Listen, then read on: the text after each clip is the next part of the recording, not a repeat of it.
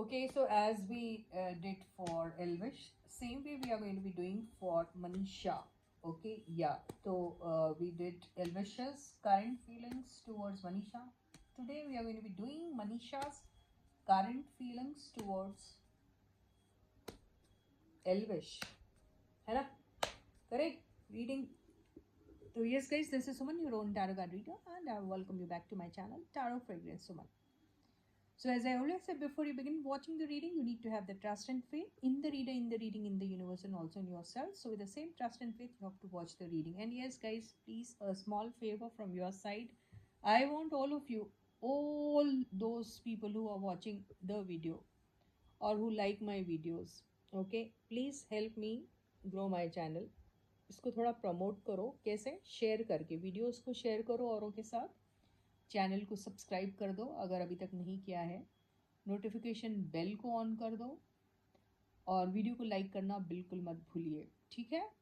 अपने मनपसंद के टॉपिक आप मेंशन कर सकते हैं. सारे टॉपिक्स कवर किए जाएंगे बिल्कुल 110%. जिनको वीडियो देखने से दिक्कत हो रही है, कुछ लोग एक दो इक्का दुक्का लोग लिखते हैं ना, कुछ उन्हीं के फैमिली के बिहाफ में बोलने लग जाते हैं कि मत बनाओ वीडियो. उनके लिए यही मैं कहूँगी कि आप भी वीडियो मत देखिए, बिकॉज बहुत सी लोग, मेजॉरिटी जो है वो चाहती हैं इनके बारे में सुनना जानना. तो आप ना देखें वीडियो, है ना. ये सबसे ईजियर या ईजीएस्ट सोल्यूशन रहेगा, rather than making everyone else sacrifice. आप ही सैक्रिफाइस कर दीजिएगा, है ना. तो चलो रीडिंग को शुरू करते हैं और आज देखने की कोशिश करते हैं Manisha, how is she feeling towards Elvish. Yes, currently उनकी फीलिंग्स क्या है. आप लोगों ने, बहुत लोगों ने लिखा है, I don't know because I don't watch them much, तो मुझे नहीं मालूम उतना खास. But most of you, I think बहुत सारे लोगों ने लिखा है कि they are not in talking terms, ये वो एंड ऑल, ख़त्म हो गया एंड ऑल. तो देखते हैं टैरो क्या कह रहा है ना. तो करेंटली क्या फील कर रही है मनीषा एल्विश को लेकर. क्या कार्ड आया? लवर्स. तो लवर्स का कार्ड आया है, बेहतरीन सा कार्ड आया है. तो लवर्स का कार्ड ये देखिए, अब ये चॉइस को भी बताता है. ठीक है, चॉइस भी बताता है और बहुत सारी चीज़ें बताता है. अगर एक कार्ड से मैं कहना चाहूँ तो बहुत सारी बातें हम कह सकते हैं, लेकिन बेहतर यही रहेगा कि हम आगे के भी कार्ड्स ले लें और देखें कि कॉम्बिनेशन में ये क्या कहता है. लवर्स, तो क्या ये वन ऑफ द चॉइसेस हैं, ये उनकी पसंद है, या ये डिवाइन से भेजा हुआ इनके लिए वो डिवाइन कपल है, ये दोनों क्या है ये, आई डोंट नो. लेकिन कार्ड तो बहुत अच्छा आया एंड फीलिंग्स के लिए लवर्स का कार्ड आना अच्छा ही है. तो ये उनकी चॉइस हमेशा से थी, है, रहेगी या क्या है, अभी देखेंगे. Very good. तो एक और बेहतरीन सा कार्ड आया. देखिए, अगर ये लोग सेपरेटेड हैं अभी, तो मान के चलिए इनके दिल में है एक ख्वाहिश कि फिर से इनके साथ कुछ रीस्टार्ट किया जाए, है ना. इसीलिए आया है एस ऑफ पेंटिकल्स. तो बिल्कुल वो चाहती हैं कि बहुत बेहतरीन सा इनके साथ कोई काम किया जा सकता है. चॉइस की बारी आई. आप हमेशा किसी भी कनेक्शन को सिर्फ और सिर्फ रोमांटिक कनेक्शन की तरह ही ना देखिए. हर तरह के कनेक्शन हम जो हैं एज ह्यूमन लोगों के साथ फॉर्म करते हैं, जिसमें हम वर्किंग पार्टनर्स रहते हैं, है ना. उसके साथ साथ ज़रूरी नहीं है अगर हम काम नहीं कर रहे हैं या फिर रोमांटिकली लिंक नहीं है तो भी कोई ना कोई किस्म का कनेक्शन तो रहता ही है एक दूसरे से. कभी किसी ज़माने में हमने साथ काम किया था या बड़े अच्छे दोस्त थे, उसी के नाते हम लोगों के साथ फिर भी कनेक्टेड रहते हैं. यस और नो. तो कनेक्शन तो कभी टूटता है नहीं, चाहे वो दुश्मनी का हो या दोस्ती का हो, कनेक्शन तो हमेशा ही रहता है. तो यहाँ पर इनके पास चॉइस है कि इनके साथ ज़रूर कोई एक बेहतरीन सी फिर से एक शुरुआत की जा सकती है in the form of doing some new project with him. तो ऐसा इनके भी दिल और दिमाग में, तो ये चाहती है कि कोई एक बेहतरीन सा कुछ इनके ज़िंदगी में आता है, कोई ऐसा ऑफर, तो ज़रूर ये इन्हें चूज़ करेगी.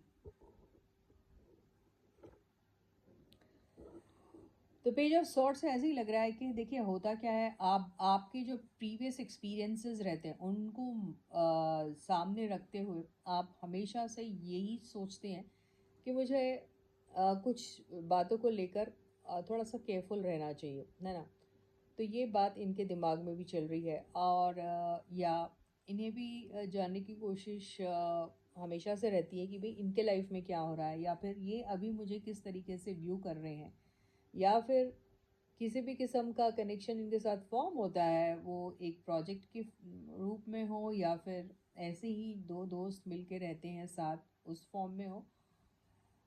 अलर्ट तो रहना ही चाहिए। तो ये इन्फॉर्मेशन भी कलेक्ट करने की कोशिश करती हैं, जानने की भी कोशिश करती हैं सोशल मीडिया में आजकल इनके बारे में क्या हो रहा है। तो हो सकता है ये सारी चीज़ें वो स्टॉक भी कर रही हैं, इन्हें स्टॉक करती हैं और बाकी की चीज़ें भी जानने की कोशिशें करती हैं। देखिए अभी क्या होता है कि आ गया है 10 ऑफ कप्स।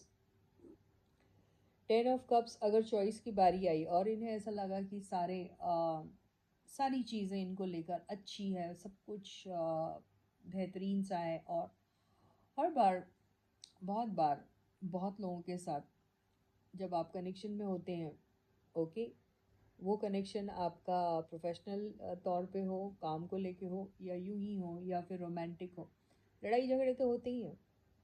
ये बहुत आम बात है ना, this is very common, very normal.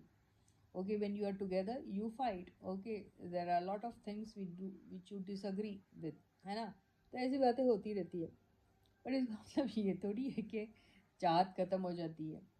तो झगड़े तो होते ही रहते हैं, आप शादी भी कर लेते हो उसमें भी झगड़े होते रहते हैं, फिर भी निभाते रहते हैं ना। तो वैसे ही आपको ये सारी चीज़ों से गुजरना पड़ता है, लेकिन बहुत बार ऐसा भी होता है कि आप कॉम्प्रोमाइज़ भी कर लेते हैं कई चीज़ों को लेकर, है ना। और कई बार बातें जब क्लियर हो जाती है आपको, तो आप फिर से रीयूनाइट होने के बारे में सोचते हैं, है ना। तो ये इनकी चॉइस ज़रूर इनको लेकर रहेगी, या हो रही है फ़िलहाल, तो मुझे ऐसे ही लग रहा है।